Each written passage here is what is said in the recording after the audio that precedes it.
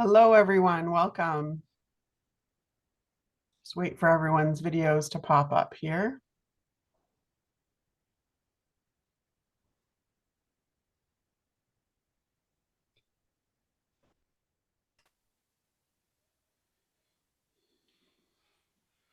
Wonderful. Welcome, everyone. Good morning and good afternoon. We've got folks here on the call today from across the country, which is wonderful to see. And we're just having a few more people pop on here. So we'll just give it another 30 seconds or so.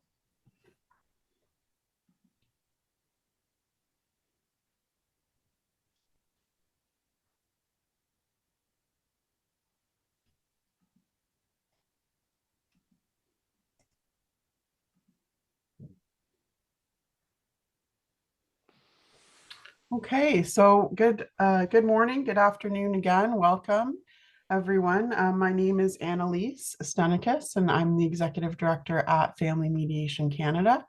I joined the FMC team just about exactly 1 year ago, actually, and very honored to be part of the team and participating in this conversation today about child protection mediation. So today we'll be exploring CPM across Canada, what it is, why it matters, and how we can advance it together. So I'm going to move forward on the slides, and we are recording this first portion of the presentation.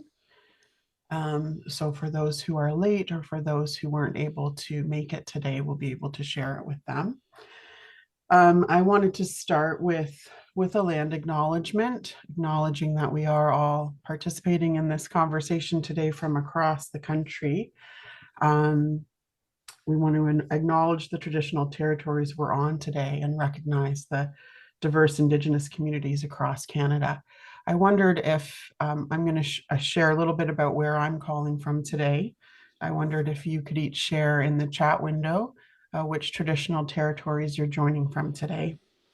So for myself, I live and work on the traditional territory of the Anishinaabe, which is specifically the Chippewas of Rama First Nation, a member of the Chippewa Tri-Council and Three Fires Confederacy. This land was once part of the Coldwater Narrows Reserve, and it's covered by the Williams Treaty and Upper Canada Treaties, signed by our governments on behalf of the Anishinaabe and Canadian peoples. This land continues to be home to many diverse First Nations, Métis, and Inuit peoples.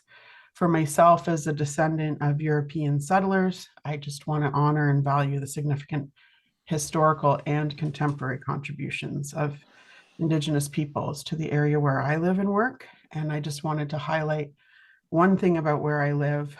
It's home to one of North America's oldest human developments, the Magicianing fish weirs. If you haven't heard about the Magicianing fish weirs before, I encourage you to look them up.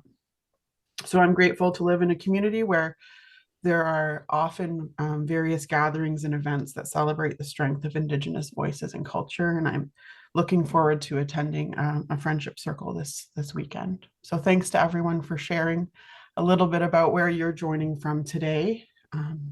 I just want to acknowledge we have participants from 6 provinces and 1 of our territories in Canada today. And I think we'll have time throughout the session to highlight some of the work each of you are doing in this area. So just to provide a quick overview, and then I'm going to pass the mic. So we wanted to begin a conversation about child protection mediation across Canada. And in doing so, we kind of cast a broad net to invite as many people as were able to attend today. So we have a combination of people who have a lot of expertise and experience in child protection mediation, and some folks who are newly learning about CPM. So to encourage dialogue and learning for all people who are attending, we want to provide a brief overview of child protection mediation, what it is, where it's available, and some of the challenges and benefits. But we also want to leave time for a broader discussion around developing a national strategy to drive progress and increase access across Canada. So that's our broad agenda for the next, I guess, 55 minutes. So I just wanted to introduce our speakers today and tell you a little bit about them before they take the microphone away from me. So Margaret Stewart-Sweet. Margaret, can you give us a wave so people can see you there? There you go. Hi. So Margaret is a seasoned mediator based in Prince Edward Island with over 25 years of experience in rural private practice. She specializes in child development, child protection, and Indigenous community mediation. Margaret's a lifetime member of Family Mediation Canada, where she serves as a director and chairs the Child Protection Mediation Certification Committee. Her practice emphasizes preserving relationships and making mediation services affordable and accessible within communities. Her background is in special education, social work, financial assistance, and community development. Beyond her mediation work, Margaret has been actively involved in community development and social work within First Nations communities. And very important to note that she and her husband have 4 grown children, 6 grandchildren, and they co-own and manage Sweet Farms Inc. in O'Leary, Prince Edward Island. That's Margaret. And then I'll just share a little bit about Dr. Michael Saini. Can you give us a wave there? All right, so Dr. Saini is a professor at the Factor Inwintash Faculty of Social Work at U of T, where he holds the endowed chair in law and social work. He is cross-appointed with the Faculty of Law and serves as co-director of the combined JD and MSW program. Dr. Saini is currently president of the Association of Family and Conciliation Courts and vice president of Family Mediation Canada, as well as a lifetime member of FMC. With over 2 decades of experience in child welfare, family law, and dispute resolution, Dr. Saini has published extensively on topics related to children and families involved in the justice system. He also developed and teaches FMC's Introduction to Child Protection Mediation course, supporting the development of culturally safe, trauma-informed CPM practices across Canada. So it's a little introduction to our speakers today. And with that, I will pass it over to Margaret to share a little bit more. Okay, well, I think we'll go to the next slide.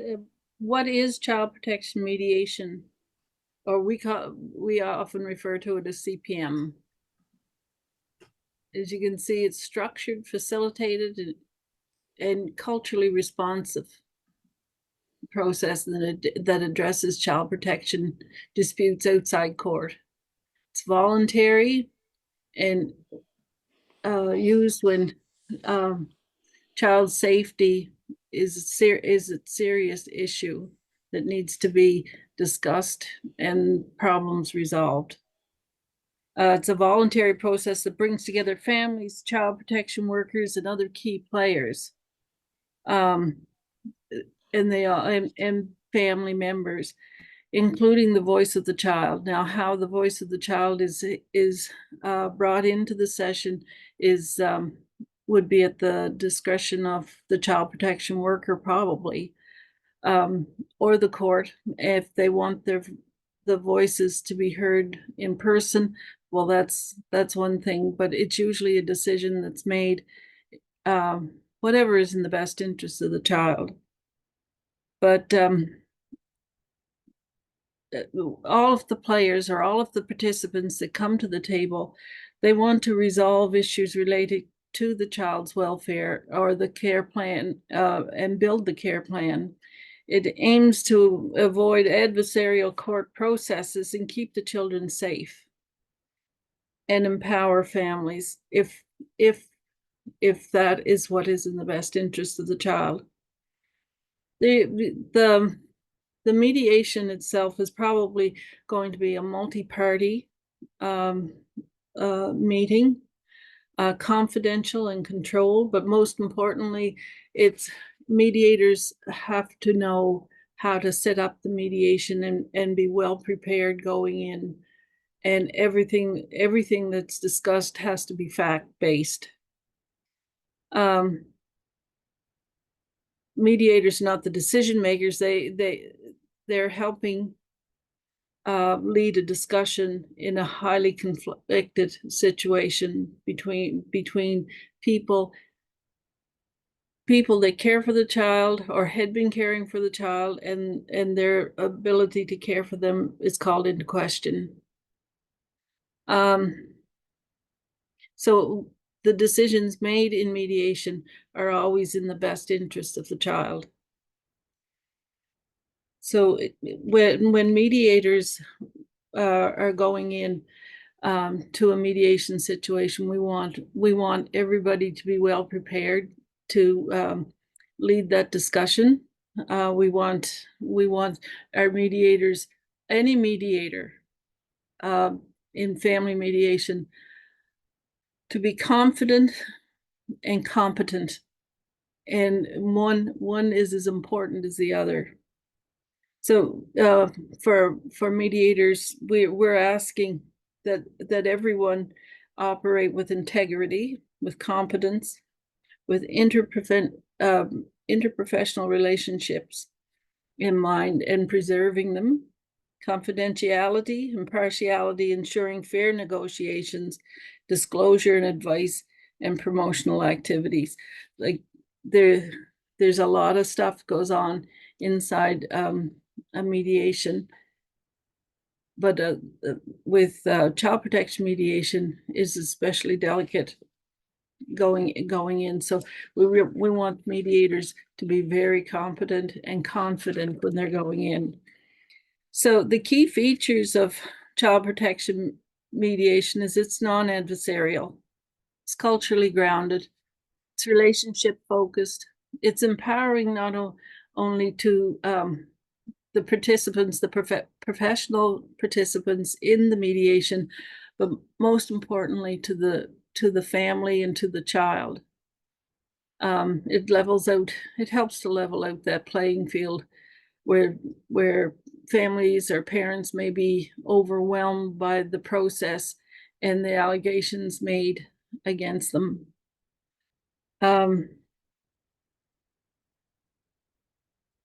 It kind of alters the relationship as you go through and you start to understand the positions, whether it's from the family or a medical professional or an educator or whoever is involved with the child. It empowers them to have their voice heard and understood and the issues addressed. So we're going in there being neutral. We're not arbitrators, we're mediators. So we're just leading the discussion. The people that are sitting in front of you, the participants, are the decision makers, whether they're a teacher, mental health worker, anyone that's involved with the child. The social worker has key input in the process, in that they're acting as an arm of the director of child welfare in their province or territory, should say that. Mediators have to ensure that the child's voice is heard by whatever means. Now, sometimes it's appropriate to have their voice heard in many different ways, but usually that's directed by the court on how the child's voice will be heard, or directed by the social work department and the director of child welfare. Decisions made in mediation should always be tested before you leave.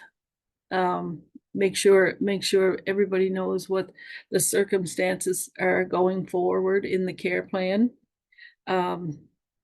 If it's going to be prevented for a judge to review, then they will make the final decisions. So whatever outcome in child protection mediation is decided upon, it's done by consensus, and with a clear understanding of how the circumstances will be addressed. accountability is pretty important too. Like if this person or this participant, whether it's a health professional, educator, mental health worker, social worker, or RCMP, if they say they're going to do something when it's in writing, there's accountability. It's the same for the parents. If they say they're going to do something and it's written into the agreement, then there's going to be accountability. If in the end, if anything is called into question, you can always go back to your agreement and see what was decided and what was written. The evolution of child protection mediation in Canada is really interesting. We're really young, actually, in terms of the service across Canada. But thank heavens, there's the bigger urban populations have caught on to mediation and found the success worth carrying forward. No, I'm not just sure why the urban or the big centers have held on to child protection mediation and family mediation too for the greater good. I'm not too sure why it's happened that way, but rural and remote areas of Canada have been kind of left out of the accessibility for family mediators. In the 1980s and 90s, that's my era when I got into mediation. Child protection mediation emerged as a response to the adversarial nature of child protection hearings.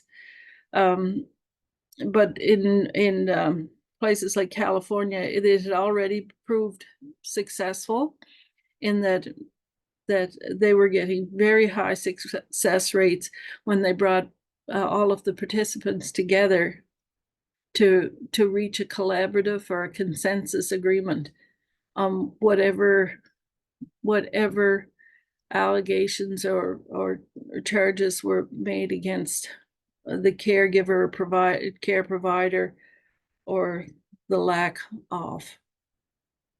In the 1990s and 2000s, people are starting to evaluate child protection mediation programs and in the quality of the settlements and the parent engagement. And programs were expanding across the United States and more so in Canada. Canada started to see mediation's a great thing. Family mediation has proven its worth.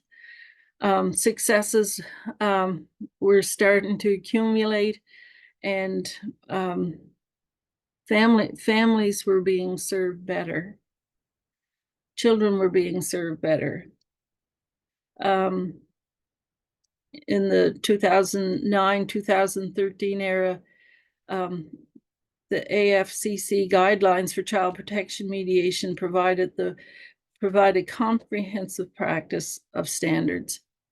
And I think as we go along, we're building on a really good thing and building it better. In 2015 to the present, and especially in 2020, Family Mediation Canada gave a unanimous endorsement to have child protection mediation included in Family Mediation Canada's standards of practice and guidelines for certification. We're still fairly young. It's evolved.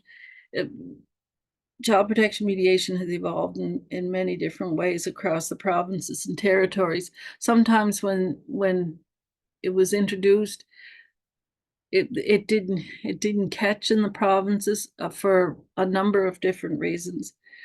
But there's more and more interest, and for some more rural and remote communities, they haven't heard of child protection mediation. They don't know how to implement it. They don't know what part of the judiciary it belongs in. So we need to reach out to those communities more and more so. Back in the beginning, there were the first projects in BC were laid out by Peggy English and Linda Nielsen. They had a committee of people that wanted to start this, and BC has been at the forefront of not only child protection mediation, but family mediation in general. But in 1996, when I was studying in Guelph to be a family mediator, Dr. Desmond Ellis put forth like he did the assessment on whether we were really prepared to go forward and do mediations or not. And he has since been a key contributor to education in all areas of family mediation. There are also, I can't help but mention some of the great people behind, they're great Canadian contributors to family mediation overall. People like Gordon Sloan, Judith Ryan, Elizabeth Ray, Judy McCann Beranger, Michael Sandy, Sharon Crooks. There's just Linda Bonnell is another. There's just many people that had a dream, and it was to come together as family mediators and to build on that strength. On the next slide, we show the map of Canada. It's a really big area, and mediation has been coming together at different stages all over Canada. It's a really big area to serve, as Family Mediation Canada is a non-for-profit organization. It's really hard to service 40 million people that's spread out over 1 million square miles. So, and it's time to reach out to more rural and remote communities to make mediation, child protection mediation especially, accessible to all. There's lots of activity across Canada. Some areas are more developed than others, and there are gaps here and there for sure. But every area has a unique cultural context. We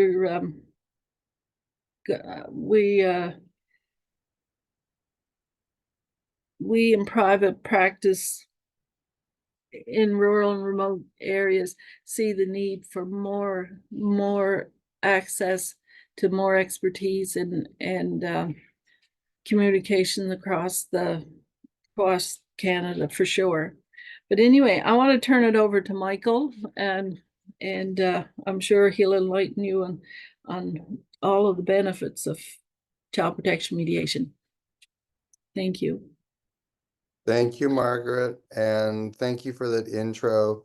I also want to acknowledge again just the amount of expertise we have from coast to coast to coast on this call, and the enormous lifting that you've all been doing to raise awareness and protocols and best practices for CPM in your locations.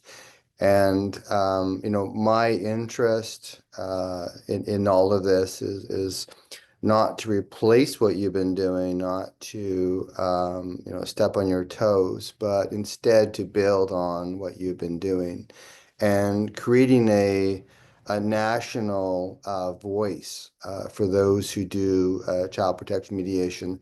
The really interesting thing about family mediation Canada that I've been interested in is about the connections across Canada, and I think those connections help us understand what's working, what's not working, what are the benefits, what are the areas that there's gaps, and what can we be doing differently. And so I want to really focus on that when we talk about the benefits of child protection mediation, because You've all seen, I'm sure, these benefits in your own practice and where you live and where you operate this work, and it's important to reflect on those benefits so we can come up with a national narrative about what are the potential ways of improving, but also acknowledging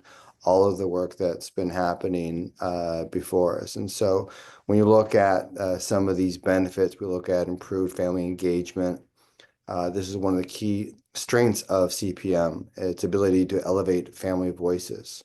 It creates a structured but respectful space for parents, youth, and extended family members to share their perspectives.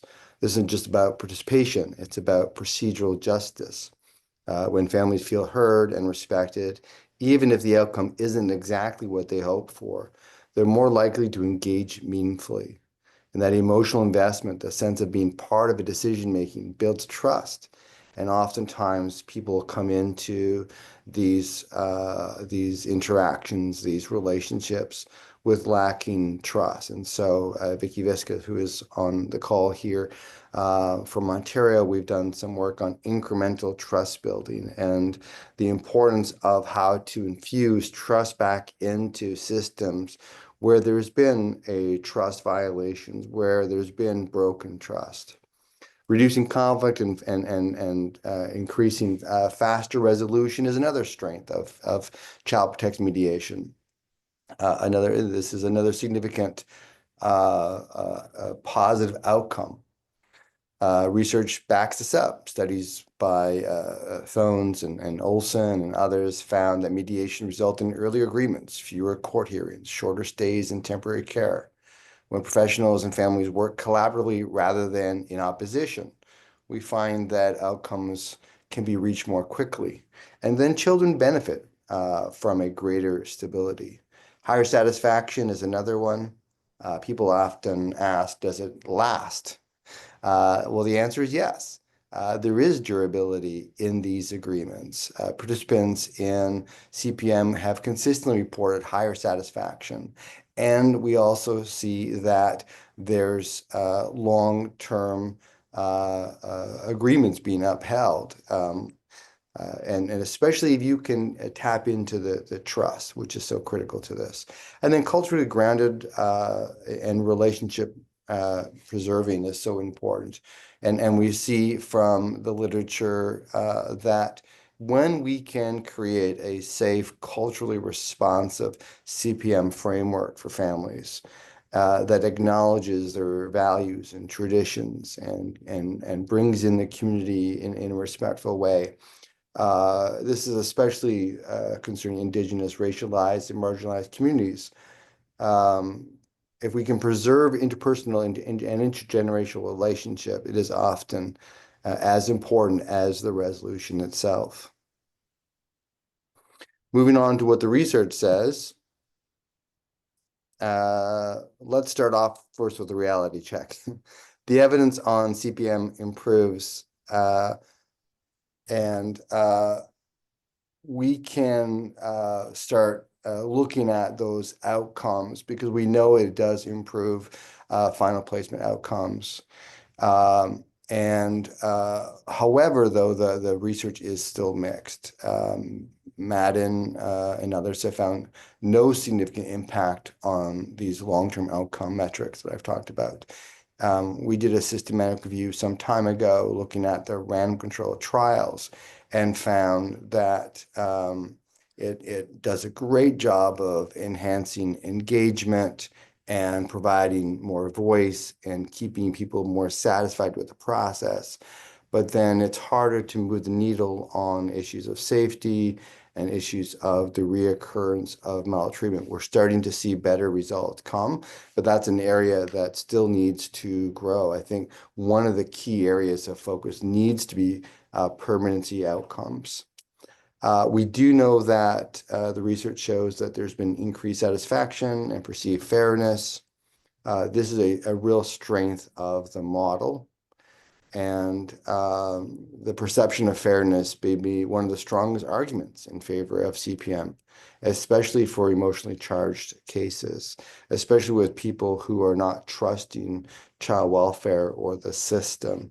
If we can get buy-in through CPM, then we can start making some significant gains forward in helping to build that incremental trust that may be broken.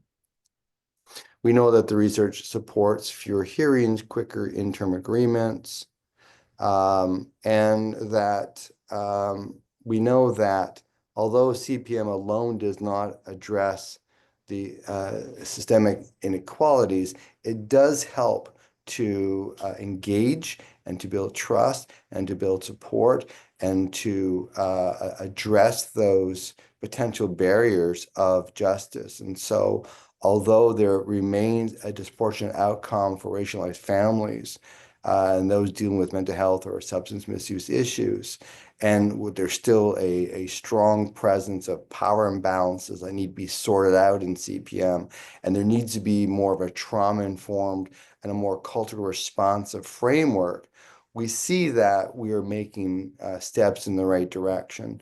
And your commitment, again, being here from voices from coast to coast to coast, so that we can learn from each other and we can build on what has been working and identify those systemic barriers and other blocks that have prevented CPM from fully moving into where we think it ought to be.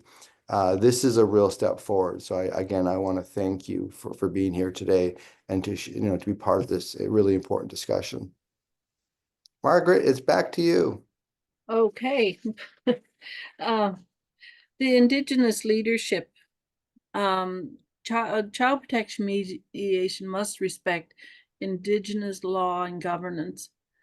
And in some ways, we're just now beginning to invite everybody into developing the Indigenous part of the certification program. The foundations of child protection mediation are the same across the country and across cultures. Our laws remain the same in regards to protecting children and their rights. But in Indigenous communities, we have to be very, very careful not to step on their cultural and spiritual teachings.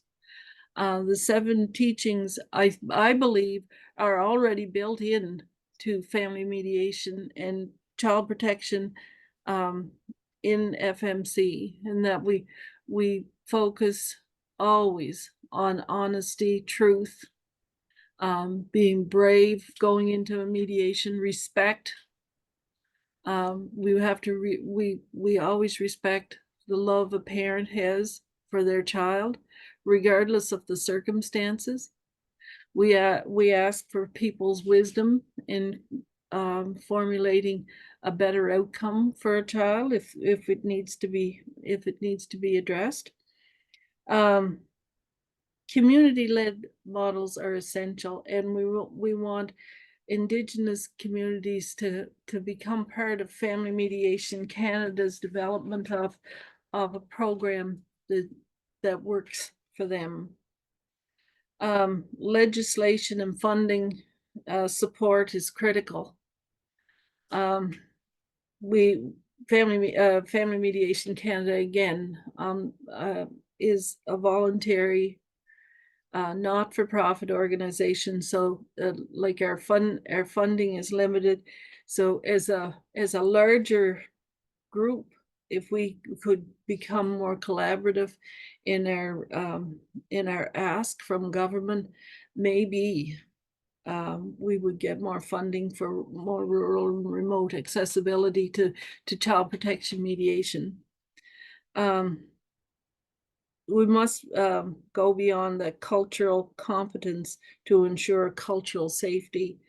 There is no other culture in Canada that's been harmed more than the Indigenous people, and the interruption to their family way of life is taking a long time to recover. So like if we think about distrust, it's been built into their culture for a number of generations now. And so whatever we do, we have to do very, very gently and with respect, always with respect. And it's not just in one area of the country. We have to go east, south, west, and north to respect their cultures and hear what they want, so that Family Mediation Canada can build that into a standard of practice and a way to certify Indigenous people to do mediations in their own communities. Maybe in that way we'll address that overrepresentation of Indigenous children in the child welfare system, which is appalling right now. Some say that when child protection mediation is imposed by the court, that you don't have a choice in participating in mediation, child protection mediation. You do always have a choice in mediation. Even if the court says you must attend mediation, you can refuse not to participate. And that is your choice, but then the court takes over and makes the decisions for you. So there's a built-in motivation to probably have your say, to be heard as a parent. And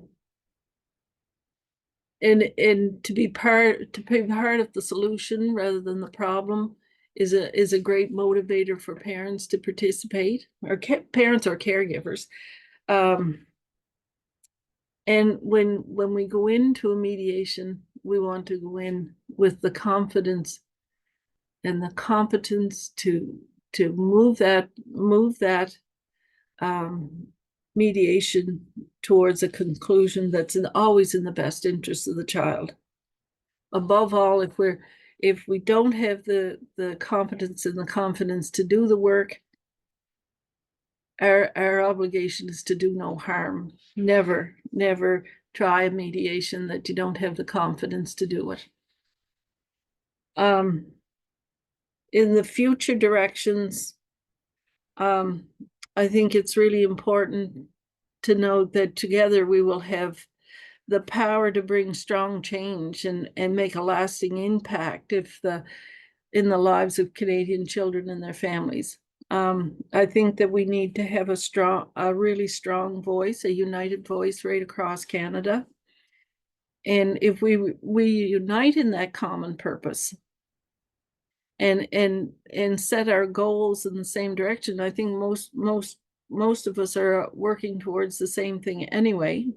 We can accomplish things that are otherwise impossible if we try to do them in isolation of one another. So we need to expand child protection access to the underserved regions of Canada. We need to embed child protection mediation in law and policy in every province and territory. We need to train and certify more child protection mediators. We need to prioritize Indigenous and community-led models. We need to grow trauma-informed and culturally safe practices. And always to move towards sustainable and community-owned models. But coming together is just the beginning. Keeping together is progress, and we have been coming together, and we are moving towards more progressive ways of doing mediation. And working together in the future is working together for success, and that's something taken from Henry Ford, not just me. But anyway, all our care plans should try to move towards a reunification of families. Always, always about the children and what's in their best interest. May not mean the children will always live with a parent if their safety or their well-being is in jeopardy. That may not mean living physically with a parent. It may mean having contact with them though. So like there's lots of different ways people can come up with some kind of an agreement that works.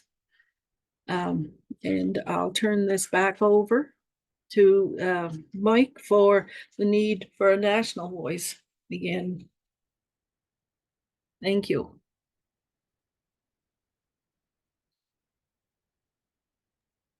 Thanks, Margaret. Yeah, so just looking here, we have some ideas about why we feel a national voice is needed.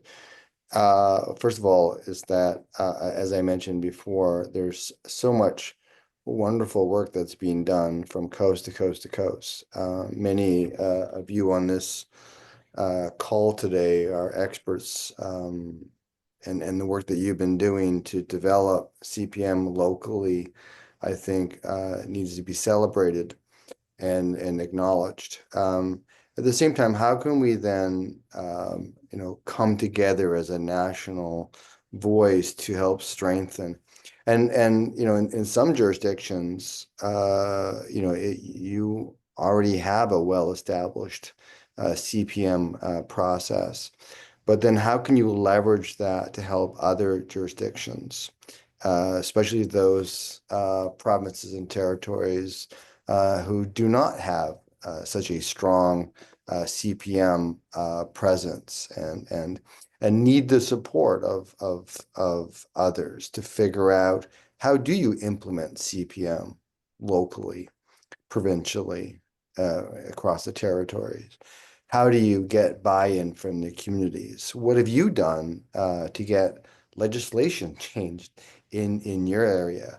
How have you been able to manage the lack of uptake that we typically see in CPM as it first gets rolled out, as social workers, as child protection mediators, or child protection workers struggle with this role of the mediator who's going to come in and resolve conflicts when they themselves feel that that's what they're equipped to do, even though perhaps that is not their necessarily best competency or skill set. And so we need to be able to look at and leverage what's been happening across Canada and beyond. We mentioned the AFCC guidelines here. They need to be updated. And I know that there's other updates happening right now. Mediation AFCC guidelines are just about to be approved by the board in New Orleans. We're re-updating the court-involved therapy soon. So there's a bunch of other stuff, but this would be another, I think, area that we could, I think, as numbers, support that type of movement towards updating those guidelines or create national guidelines that build on all the work that you've been doing. So building off and learning from each other, supporting interjurisdictional knowledge, and sharing that from one another, so that we don't have these pockets of programs that are in operation, but that somehow or other we can share expertise, share knowledge, share opportunities to collaborate, and that we can do so that in a way that we don't feel that we're imposing on each other's turf, if you will. Again, this is not in any way a way of trying to take away from all the great work that's been done locally. It's really just a way of connecting. And I know there's been history with national versus provincial, and we see that in politics, and we see that in organizations, and there's always this this collaborative energy that needs to be first developed, that's based on trust and respect and integrity and the willingness to share and the willingness to support that sharing. And that's really what the dialogue that needs to take place. And then, of course, as an evaluator, I always want to track and report our national efforts. What progress are we making? What steps are we taking? And then how do we evaluate those steps to show that this type of collaboration from coast to coast to coast is actually working in the way that we intended it to work?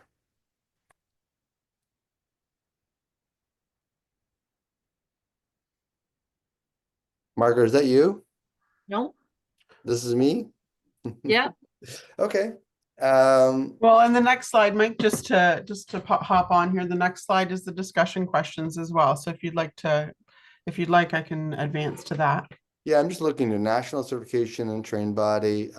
Again, I want to emphasize just again that there are certification and trained bodies locally, and we want to acknowledge those efforts and those successes by building capacity across Canada, especially in underserved regions that have not been historically represented or supported. And how do we then take and bring knowledge from one area and help others? By doing so, we advance knowledge, advance professional standards. We then, as FMC, can help facilitate. As you can see here, we're a small but mighty group in this webinar, and we have people from all over Canada. And so, that national voice, I think serves us well. So we can, build on the voices that are here in this space. And we can, build on, our shared experiences to create that so needed national voice. So we can move on to the discussion because that, I think, frames it. So I just wanted to interject to say thank you to both Margaret and Mike for sharing that overview of child protection mediation, as well as just some of that kind of future thinking that that we've been doing and that we wanted to kind of engage in dialogue. Add anything else? We're at 1:59. I'm seeing a few more comments come in, so that's great. Thank you, everyone. I think a few folks have to hop off for other calls. Thanks, Marianne. Thanks for being here. So thank you to everyone. We have your email addresses. So this has been a really great conversation. I think we're excited to come up with a strategy for moving forward, and we'll be in touch soon to talk more about what that looks like. So thank you so much. Thanks again to Margaret and Michael for presenting today. Thank you, everybody.